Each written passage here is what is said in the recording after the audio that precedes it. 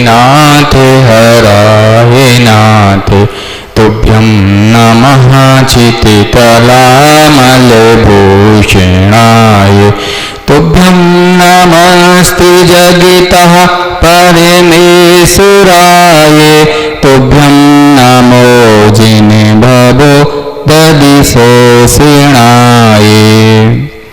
परम पूज्य चर्या शिरोमणि आचार्य श्री विशुद्ध सागर जी महाराज की जय। परम पूज्य समण रत्न मुनि श्री सुप्रभ सागर जी महाराज की जय। परम पूज्य मुनि श्री नगर गौरव पिड़स सागर जी महाराज की जय। जय जिनेन्द्र बंधुओं, सम्यक समाधान के इस ऑनलाइन कार्यक्रम में सभी सुधी दर्शकों का हार्दिक अभिनंदन है, स्वागत है।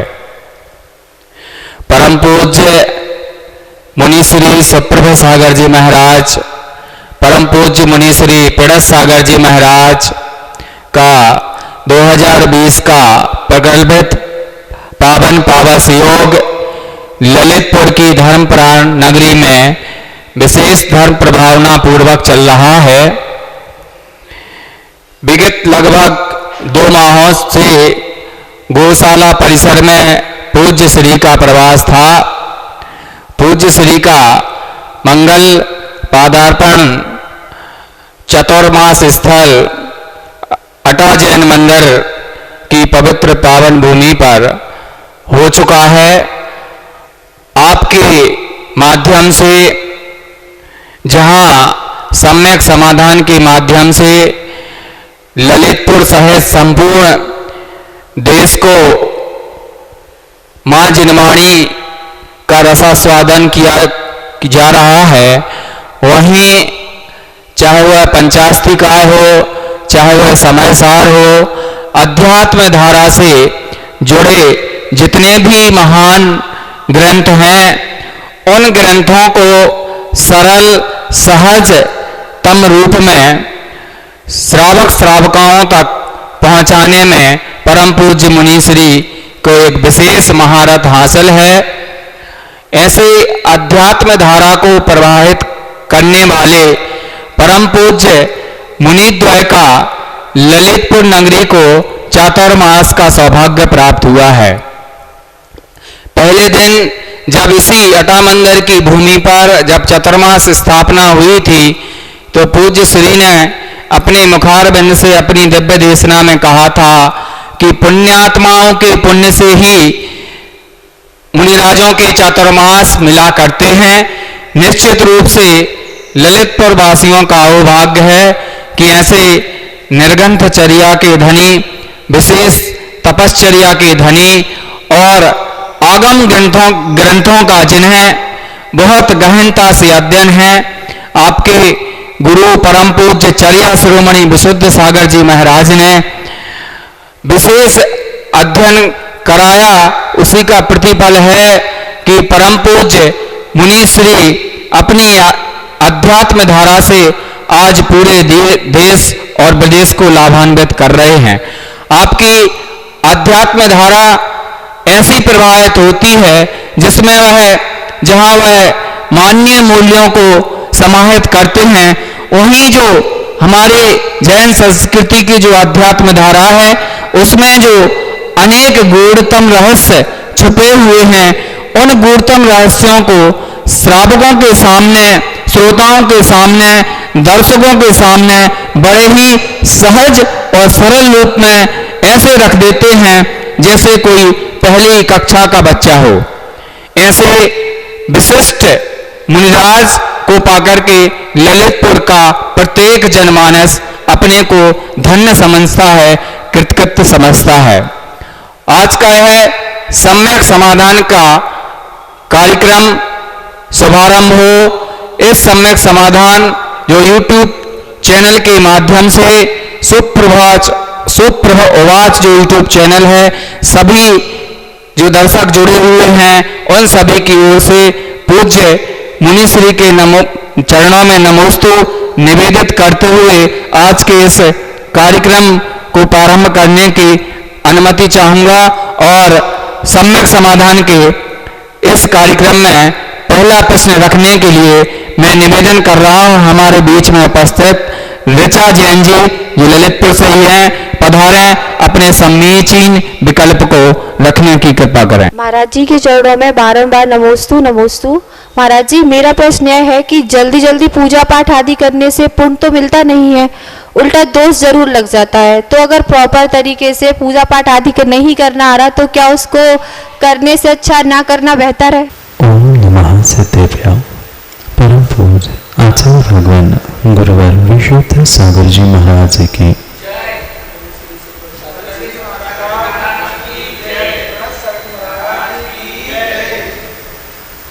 यह तो परम सत्य है कि जल्दी जल्दी में पूजा करने से, पाठ पढ़ने से, माला फेरने से जो जितनी पुण्य की प्राप्ति हमें करनी थी उतनी पुण्य की प्राप्ति संभव नहीं है।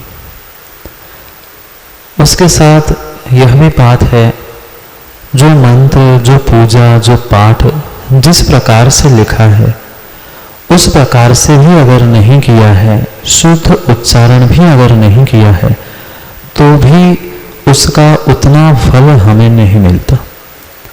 पर इसका मतलब ये नहीं है कि हमसे अगर कोई भक्तामृत का पाठ, कोई पूजा, कोई जाप आदि अच्छे से नहीं बन रहा है या कम समय में हमें बहुत सारा कार्य करना है, तो जल्दी जल्दी में भी अगर हम कर रहे हैं तो भी यह ऐसा हमारा सोचना किंचित भी उचित नहीं है कि अगर हमसे सही नहीं बन रहा है तो उससे नहीं करना अच्छा है। ऐसे कहा जाता है कि कुछ नहीं तो कुछ तो सही।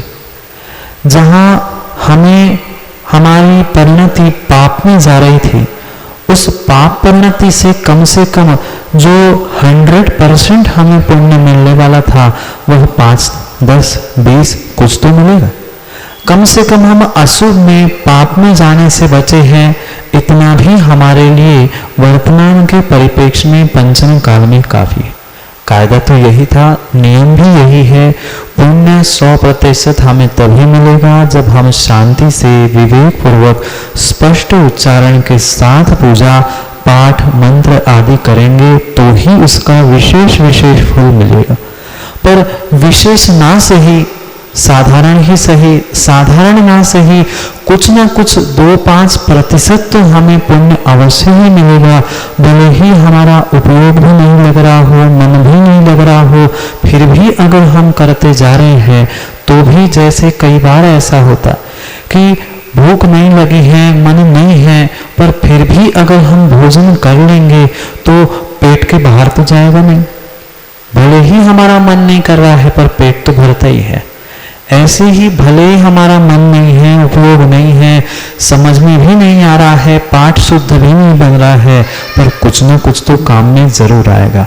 एक एक बूंद जमा हुआ, जैसे मटके में नया सकोरा, नए मटके में पहले शुरू में डाला हुआ पानी दिखता नहीं, पर फिर भी वह पानी कहीं अन्य जगह गया नहीं था। उसी प्रकार से जो हम थोड़े एक एक बूंद बूंद करके जो पुण्य इकट्ठा कर रहे हैं वह आज नहीं तो कल कभी न कभी फलीभूत होगा। इसलिए यह सोचना आपका समीचीन नहीं है कि कर ही नहीं पा रहे हैं या जल्दी है, अच्छे से नहीं कर पा रहे हैं तो ना करें। ठीक है, अच्छा तो यही था, व्यवस्थित शांति से मन लगा के करे, पर नहीं हो रहा है तो कुछ भी हो रहा है, जैसा बन रहा है वैसा करते रहेंगे तो कभी न कभी करने के जो ये संस्कार है ये बने रहेंगे। आज नहीं तो कभी मन भी लगेगा, आज नहीं तो कल कभी शुद्ध उच्चारण भी होगा, तो हमें पुण्य भी वैसा ही वैसा मिलता रहेगा। इसलिए ये धर्म क्रियाओं को छोड़ना किंचित भी उचित नहीं है। जैसे बने वैसे करते रहने से ही हमारा कार्य होगा। यही आपके लिए सम्यक समाधान है। विभिन्न समीचीन विकल्प विभिन्न स्थानों से प्राप्त हुए हैं, उनको क्रमशः आगामी संचालन के लिए मैं परम पूज्य मुनि श्री प्रणव सागर जी के चरणों में नमोस्तु पूर्वक निवेदन कर रहा हूं कि पूज्य श्री अगले प्रश्नों को क्रमशः संचालित करने की कृपा करें। नमोस्तु गुरुवर। ओम नमः सद्बुद्ध पंच परमेष्टि भगवान की परम पूज्य आचार्य भगवंत गुरुवर विशुद्ध सागर जी मुनि महाराज जी की, परम पूज्य मुनि श्री सुप्रभ सागर जी महाराज जी की, समीचीन विकल्पों का सम्यक समाधान हम सभी प्रतिदिन प्राप्त कर रहे हैं। परम पूज्य आचार्य भगवंत गुरुवर विशुद्ध सागर जी महाराज के मंगल सदाशीष से परम पूज्य मुनि श्री सुप्रभ सागर जी महाराज के द्वारा आगमोक्त विधि से और देश के विभिन्न अंचलों से अनेकानेक समीचीन विकल्प हमें प्राप्त हो रहे हैं। इसी श्रृंखला में आज का अगला विकल्प प्राप्त हुआ है श्रीमती उषा किरण सुरेश चंद्रन गुलाबरा छिंदवाड़ा मध्य प्रदेश से। महाराज श्री के चरणों में बारंबार नमोस्तु निवेदित करते हुए कह रही हैं कि महाराज जी विगत दिवस में जो आपके द्वारा हमारे समीचीन विकल्पों का सम्यक समाधान दिया गया उससे हमें बहुत ही एक संतुष्टि हृदय को प्राप्त हुई है। और हमारा अगला समीचीन प्रश्न यह है कि प्रत्येक काल में 169 महापुरुष होते हैं, तो हुंडाक्षर अपने काल में उन 169 महापुरुषों में कमी आई है, तो कुल कितने महापुरुष हुए? हमारे समीचीन विकल्प का सम्यक समाधान करने की अनुकंपा करें। नमोस्तु महाराज जी, नमोस्तु नमोस्तु। प्रत्येक काल में 169 महापुरुष होते, 24 तीर्थंकर, उनके माता पिता और कामदेव, चक्रवर्ती, नारायण, बलभद्र, प्रतिनारायण, नारद, रुद्र और कुलकर, इन सबकी संख्या मिलाकर 169 हुआ करती। मुख्य रूप से जो तीर्थंकर, चक्रवर्ती, नारायण, प्रतिनारायण आदि हुआ करते हैं वह और उनके संदर्भित जितने भी जीव हुआ करते हैं उनको महापुरुष यह संज्ञा। जो तद्भव मोक्षगामी या अन्य आने वाली आगामी पर्याय में जो मोक्ष को प्राप्त करने वाले हैं ऐसे जीवों को इस महापुरुष की संज्ञा में समाविष्ट किया जाता है। जरूरी नहीं है कि प्रत्येक महापुरुष उसी पर्याय से मोक्ष को प्राप्त करे, पर आगामी काल में जिन्होंने मोक्ष प्राप्त करने का लाइसेंस प्राप्त कर लिया है ऐसे उन पुरुषों को या उन जीवों को महापुरुष यह संज्ञा प्रदान की जाती। पर जैसे कि हम सभी को विदित है ही, जो ये वर्तमान में हमारा जो हुंडावसर्पणी काल चल रहा है, इस हुंडावसर्पणी काल में जितनी जितनी अनहोनियां घटनी थी उन अनहोनियों की भी सब कुछ व्याख्या आगम में प्राप्त है। जैसे कि यह भी कहा जाता है कि चक्रवर्ती का कभी मान खंडित नहीं होता, वह भी हुआ। तीर्थंकर को पुत्रियां नहीं होती, वह भी इस हुंडावसर्पणी काल में हुआ। जो तीर्थंकर होते हैं वे कभी बाल ब्रह्मचारी नहीं होते हैं, पर इस हुंडावसर्पणी काल के प्रभाव से 5 बाल यति, 5 जो बाल ब्रह्मचारी तीर्थंकर भी हुए। ऐसे ही इस हुंडावसर्पणी काल के प्रभाव से इन 169 महापुरुषों की जो संख्या है उसमें कुछ कमी आई है। कमी से मतलब ये कोई जो 169 पद थे वे 169 पद कम नहीं हुए हैं, पर जीवों की संख्या की अपेक्षा से उन पदों में या जीवों में कमी आई है, यह परम सत्य है। जैसे कि जो 3 तीर्थंकर थे वे तीर्थंकर पद, कामदेव पद और चक्रवर्ती पद, इन तीनों पदों को प्राप्त करने वाले होने के कारण वहाँ 3 चक्रवर्ती और 3 कामदेव कम हुए, ऐसे 6 जीवों की संख्या कम हुई और साथ साथ जो कुलकर होते हैं उन 14 कुलकरों के जो संख्या होती है 14 कुलकर भी हुए, 48 माता पिता भी हुए, पर एक पिता ऐसे थे जो अंतिम कुलकर भी थे, इसलिए वह दोनों में से एक पद कम हुआ। और जो नारायण होते हैं वह महावीर भगवान का जीव जो तीर्थंकर थे वही पिछली पर्यायों में नारायण की पर्याय को प्राप्त कर चुके थे, इसलिए कुल 3 चक्रवर्ती, 3 कामदेव, 1 कुलकर और 1 नारायण, इन अपेक्षा से कुल 8 जीव कम हुए। जीव कम हुए, पद उतने ही थे, किसी ने 2 पद, किसी ने 3 पद प्राप्त किए हुंडावसर्पणी काल के प्रभाव से। इसलिए वर्तमान के हुंडावसर्पणी काल के परिप्रेक्ष्य में जो 169 महापुरुष जीव थे, पुनः कह रहा हूं, जीव और जीवों की संख्या कम हुई है, पद उतने ही थे। 169 महापुरुषों के पद को विभूषित करने वाले वह 161 ही महापुरुष जीव हुए। अंतर समझना, 169 महापुरुषों के पद को विभूषित करने वाले वर्तमान के हुंडावसर्पणी काल के प्रभाव से मात्र 161 ही महापुरुष जीव हुए।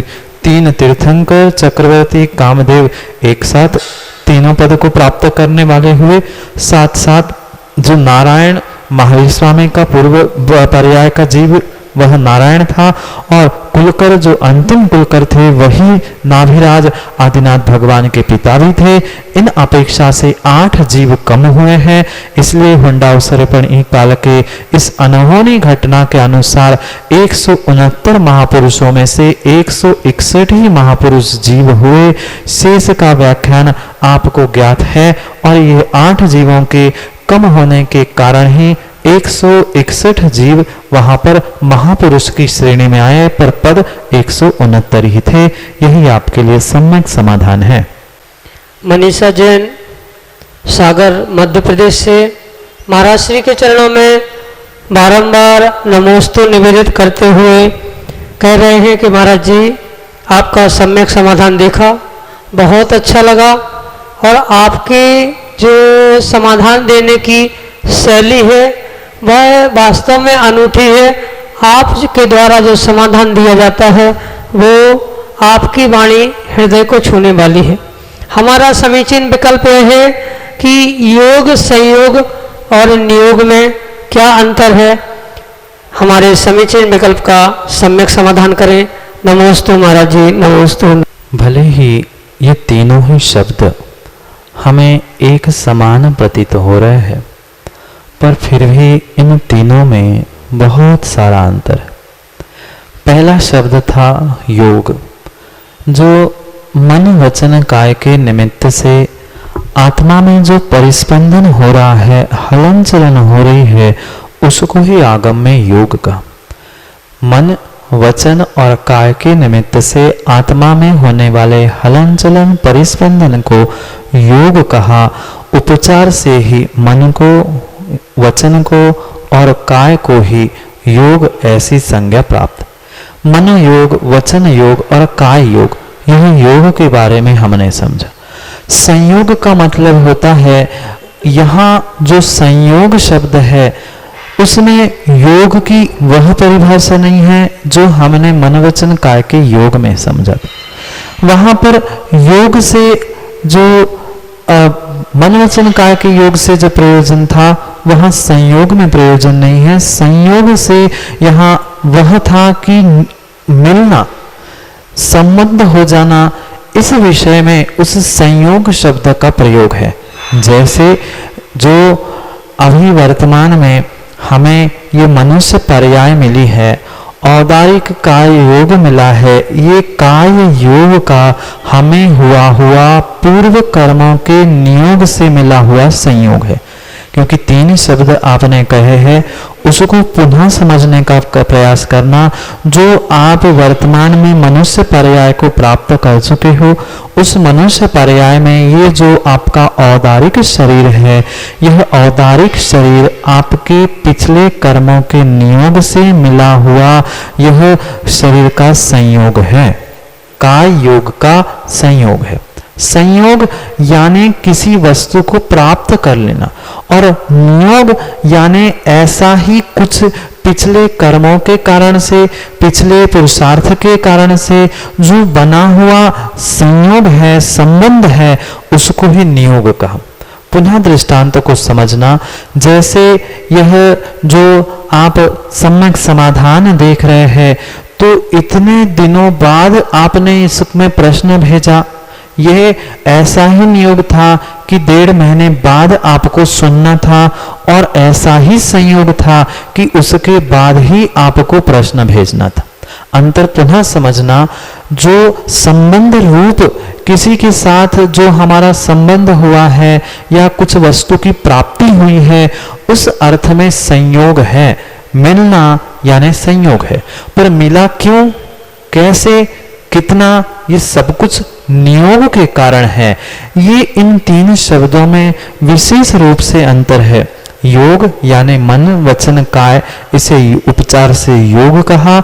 जो ऐसे भी जीव आपने देखे, अगर आगमन का दृष्टांत लेके हम समझे, कुछ जीव ऐसे होते हैं जिनकी आवाज सुनते ही लोगों को मनोहर मधुर बहुत अच्छा लगता है।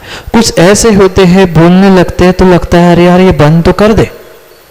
ये बोलने रूप जो उनका वचन योग था, उस योग का जब भी संयोग होगा तो उनका ऐसा नियोग है कि सुनने पे कर्म के कारण ऐसा लगता है दुस्वर नाम कर्म के निमित्त से उनकी जो वचन प्रणाली थी, उनके जो बोलने के ये कार्य था, वह विपरीत होता है। और जैसे ही किसी के साथ संयोग होता है, वह नियोग था अरे इसे बंद कर दिया जाए। ये एक सामान्य दृष्टांत से हमने इन 3 शब्दों को समझने का प्रयास किया।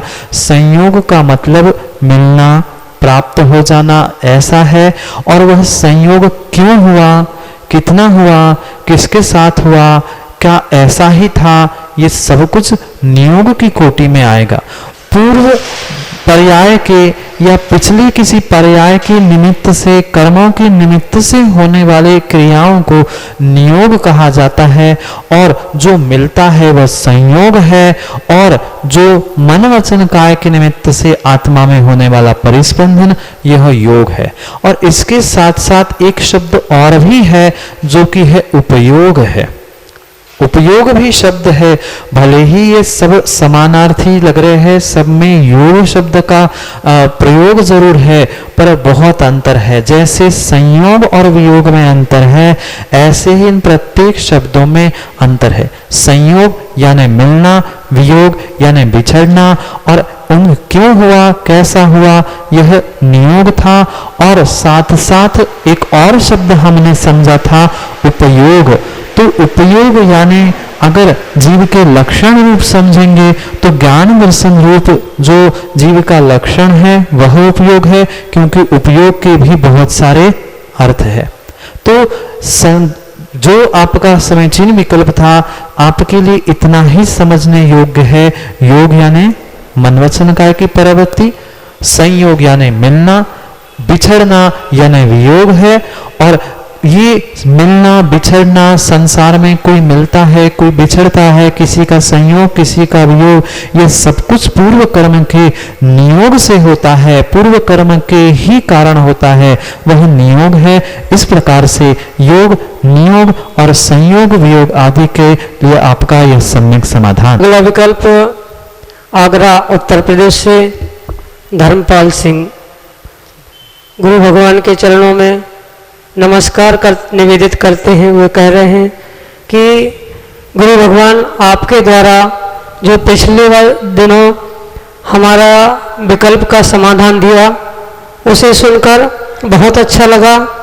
और हमारा अगला विकल्प यह है कि जितने भी भगवान हुए हैं वे सब केवल भारत की भूमि पर ही क्यों हुए, अमेरिका आदि अन्य देशों में क्यों नहीं हुए, हमारे समीचीन विकल्प का सम्यक समाधान करें। जैसे कि अभी आपने सुना नियोग, ऐसा ही कुछ नियोग द्रव्य, क्षेत्र, काल और भाव के साथ हुआ करता। जिस जीव का जहाँ जिस क्षेत्र से पुराना संबंध हुआ करता है, वह जीव घूम फिर कर वही जन्म लेता है। और यह जो आपने विकल्प रखा है कि जितने भगवान आज तक हुए हैं वे भारत में ही क्यों हुए, ऐसा हमारा जो मानना है कि हमारे परिप्रेक्ष्य में जो भारत देश में धर्म, संप्रदाय, जाति आदि हैं, उनके जितने भगवान हैं वे तो अपने भारत में ही हुए, पर अन्य जितने भी धर्म हैं जिनको वे अपने भगवान मानते हैं, उनका जन्म तो जहाँ जिस धर्म के संस्थापक का जन्म हुआ है वहां पर वह धर्म हुआ है। जैसे अमेरिका आदि के बारे में आपने पूछा है, वहां जो अन्य देशों में ईसाई आदि आदि जो धर्म है वहां पर उन्होंने उनके धर्म संस्थापक का जन्म माना है, इसलिए वे वहां के धर्म हुए। हमारे भारत देश में जितने जितने धर्म संप्रदाय है उनके संस्थापक भी भारत में ही हुए, उसका नियोग भी था और साथ साथ वह मानने वाले हम ही भारतीय हैं। इसलिए जितने भी ये संस्थापक है, जितने भी ये भगवान हैं, जितने भी गुरु हैं, हमारे ही भारत भूमि में हुए हैं। अन्य कहीं उनका जन्म इस कारण से नहीं हुआ क्योंकि वहां उनको कोई मानने वाला नहीं था, उनका धर्म, उनका संस्थान, उनका सब कुछ यही था, इसलिए जन्म यहाँ हो था, इसलिए उनका धर्म यहाँ पर है और धर्म यहाँ पर है इसलिए धर्म को मानने वाले यहाँ पर है। और साथ साथ जैसे पहले भी हमने कहा, जिस जीव का जिस क्षेत्र के साथ नियोग होता है वैसा ही उन भगवंतों का, उन गुरुओं का उस क्षेत्र के साथ कुछ पुराना संबंध था, इसलिए भी उनका जन्म तथा कथित उन अपने अपने देश, अपने अपने प्रांत और अपने अपने क्षेत्रों में हुआ है। यही सामान्य रूप से समझने योग्य वस्तु है, अन्य शेष और ऐसा कोई विशेष कारण नहीं है। वह उसी धर्म को मानने वाले जो संस्थापक या बनाने वाले जो संस्थापक थे, उनको कहने वाले जो भगवान थे वह वहीं पर थे क्योंकि उन्होंने वही जन्म लेने का उनका तद क्षेत्रजन्य नियोग भी था और साथ साथ उन्होंने जो धर्म प्रारंभ किया था, जो धर्म की व्याख्या की थी, वह उन्हीं जीवों ने स्वीकार कर ली है। इस अपेक्षा से हमें लगता है कि यही जन्मे हैं, पर अन्य भी देशों में जो अन्य संप्रदाय, जाति, धर्म हैं, उनके संस्थापक, उनके भगवान वहां जन्मे हैं। इसलिए यह सर्वथा ऐसा नहीं है, पर कथनचित ऐसा भी है जो भारत में हुए हैं वे भारत के बन के रह गए, अन्य देशों में जिन्होंने जन्म लिया वे अन्य स्थानों के हो गए। यही आपके लिए संक्षेप में सम्यक समाधान है। इस तरह से आज के सम्यक समाधान में जो भी ऑनलाइन समीचीन विकल्प प्राप्त हुए थे उनका समीचीन सम्यक समाधान परम पूज्य मुनिश्री ने अपनी दिव्य देशना में हम सबको बताया। YouTube चैनल की पट्टी पर हमारे व्हाट्सएप नंबर चल रहे हैं, यदि आपको भी कोई समीचीन विकल्प है तो आप भी हमें प्रेषित कर सकते हैं। आपकी सुविधा के लिए वह नंबर मैं आपको बताना चाहूँगा। पहला नंबर है 8707548811। दूसरा नंबर है 7415306441। हमारी ईमेल आईडी है samyak.samadan@gmail.com। इस पर भी आप अपने समीचीन विकल्प प्रेषित कर सकते हैं। आपसे अनुरोध है कि सुप्रभ उवाच YouTube चैनल को आप सब्सक्राइब जरूर करें ताकि आप सूचनाओं से अपडेट रहें। साथ ही फेसबुक पेज को भी लाइक करें ताकि आपको सूचनाएं मिलती रहें। साथ ही पूज्य मुनिश्री की दिव्य देशना जिनवाणी चैनल पर प्रतिदिन शाम को 7:40 पर प्रसारण होता है, उसको भी आप सुने। इन्हीं भावनाओं के साथ आज के इस सम्यक समाधान को परम पूज्य गुरुदेव के चरणों में नमोस्तु पूर्वक समापन की आज्ञा चाहेंगे। हे गुरुदेव, नमोस्तु नमोस्तु नमोस्तु।